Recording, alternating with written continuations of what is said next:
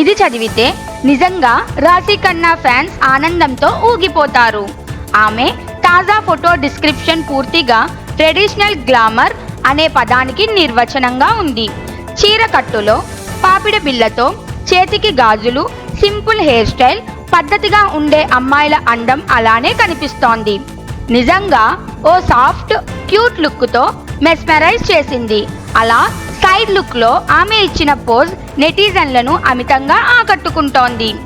రాశి Khanna career journey చూస్తే మొదట చిన్న సినిమాలతో ప్రారంభమై ఊహలు గుసగుసలాడేతో బ్రేక్ వచ్చిన తీరు చూస్తే ఒక కష్టపడి ఎదిగిన నటిగా కనిపిస్తోంది.